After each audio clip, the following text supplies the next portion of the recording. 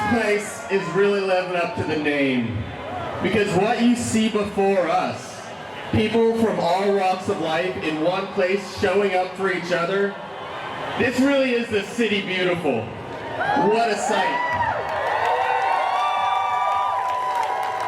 There's a reason that they're scared of us, because this right here before us, this is what democracy looks like. And I'm glad that our momentum is building and our movement is growing. Because truth be told, Orlando, we don't have a moment to lose. Fascism isn't coming, it's here. Mass goon squads are kidnapping our friends and family. The military is murdering people in boats off the coast of Venezuela. There are purges, there are mass firings, they are targeting political opposition, destroying the CDC, and dismantling public education. And this very second, as under the Biden administration, our tax dollars are being used to uphold occupation, apartheid, and genocide. There's a reason that we don't work with cops, and there's a reason that we have the Free Palestine banner up on this fucking stage everywhere. Our enemies, from the governor's mansion to the White House, to all those shitty little local Republicans. They are destroying anything and everything that could possibly make life good for anyone other than a handful of billionaires.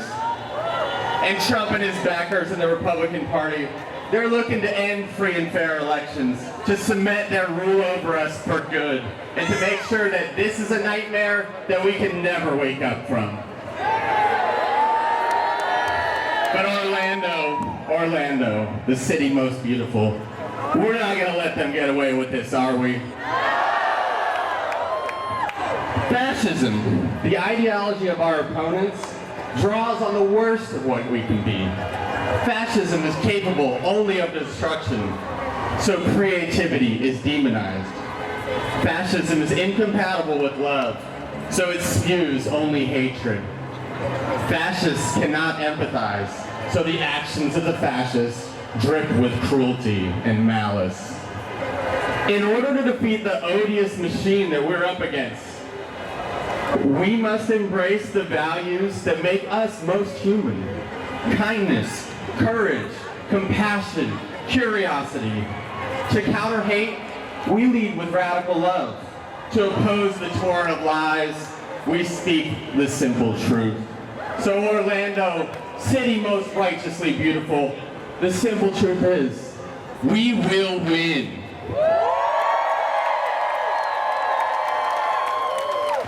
I've seen this radical love, the courage and joy that binds us together in righteous struggle. I've seen it right here in Central Florida, every single day.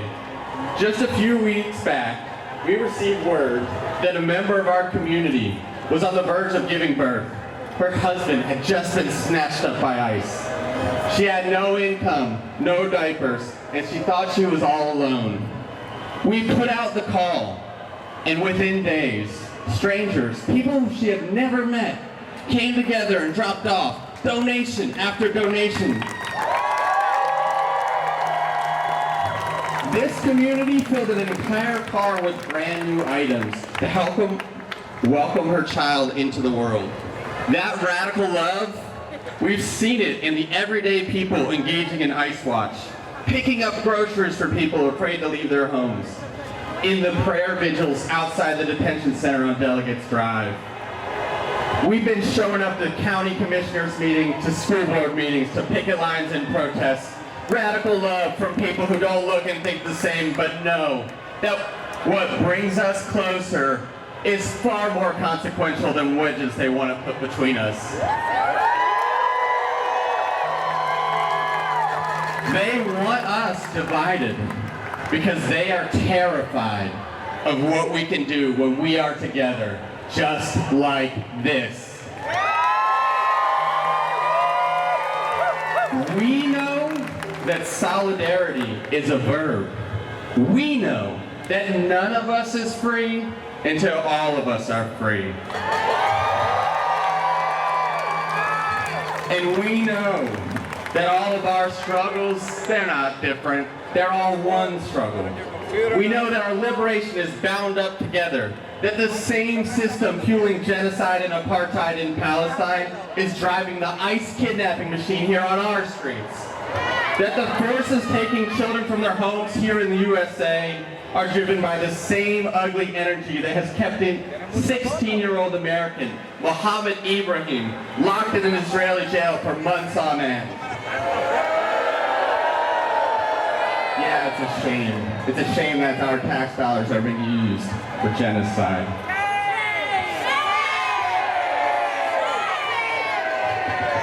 We know that the private corrections corporations that benefit from mass incarceration are the same private corporations building fortunes off mass deportation. We know that the poisonous hatred of the Trump administration that demonizes trans people is the same poisonous hatred that seeks to subjugate anyone who doesn't want a resegregated America. But Orlando, we're talking simple truths, so I know that every single one of us, we're all worth fighting for.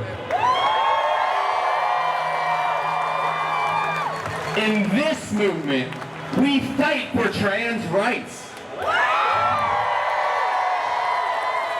And today, as we celebrate Pride, I want everyone to think long and hard about Pride's true origins, because it was a totally different kind of get-together.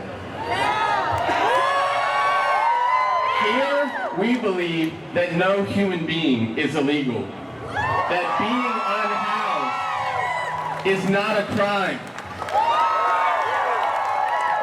Abortion rights are human rights.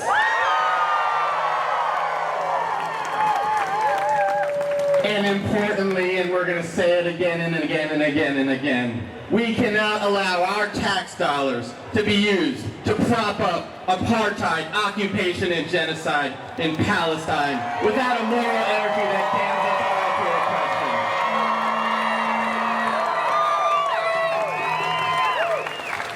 oppression. In our rapidly expanding uprising, we say it loud and we say it clear.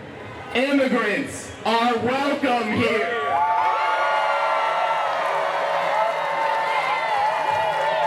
Immigrants are welcome here. No hate, no fear. Immigrants are welcome here. No hate, no fear. Immigrants are welcome here. No hate, no fear. Immigrants are welcome here. No hate. You know who sure as fuck is not welcome here is ICE. For a second here, Obsidian was talking about Green Big. I don't want to fucking pass a law that says they wear masks. I don't want a kinder, gentler ICE. I want that motherfucker abolished. And that is the floor, that is not the ceiling. Friends, I stand here before you today, even with all the forces arrayed against us. They have tanks and helicopters and goons with guns. But I have hope in my heart. Because Orlando does not stand alone. This action today is just one of thousands taking place all across the world. A massive outpouring of people. We have come together and stared into the fascist abyss, and we shouted one voice, "Not today, motherfuckers!"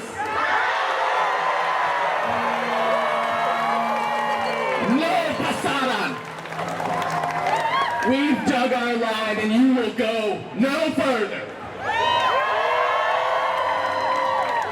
They wanted us split up, demoralized, and at each other's throats.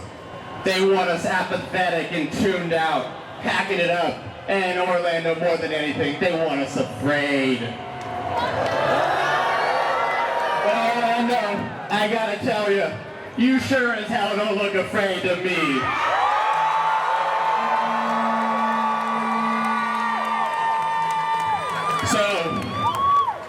go from here, that's entirely up to us. There's something every single one of us can do. Not everybody has to do everything, but everyone can do something, and you can do something now. That means we show up. We contest every inch and we fight on every front, from local elections, school board, state senate. We boycott, we march, we write shrines, and we distribute mutual aid, and we engage in civil disobedience. In Orlando, whatever we do it together. And we bring someone along, and we grow, and we keep growing, because this isn't a one-off, once-a-month movement. To win, we'll need sustained, widespread resistance that takes on the pillars of power upholding this regime. Are y'all ready to keep going? So not everybody knows how to get started. It can seem overwhelming. You can't just go to Google and type in "end fascism" and get the result you want.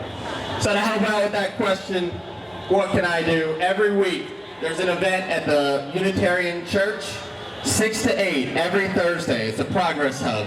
Come in, we got food, we got classes, we had someone teaching you how to reupholster a chair, and I would say figuratively we have room for everyone, but like literally, not everybody. Everyone here, I ask that you carry the energy of today with you for the road ahead and keep showing up. We need to keep throwing ourselves at the machine wherever and whenever we can until the gears on this great fascist hate engine smoke and clank and come to a grinding halt. Can you do that? Radical love and radical truth, Orlando. That day is coming. I feel it. And in place of that ugly machine that wants to break us all down, to smash everyone and everything we care about, Orlando, I promise we will build something beautiful in its place. So Orlando, if we keep showing up for one another just like this, I know that there is nothing on earth that can stop us.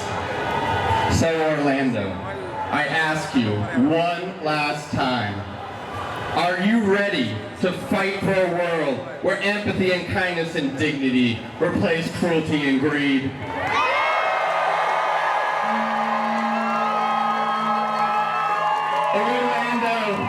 Orlando City most beautiful, are you ready to fight for your neighbors, for your friends, for your family?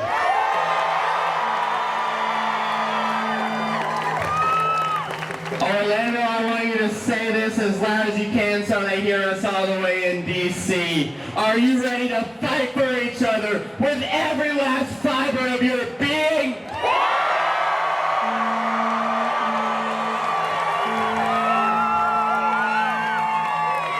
Let's get to work, Orlando. Thank you.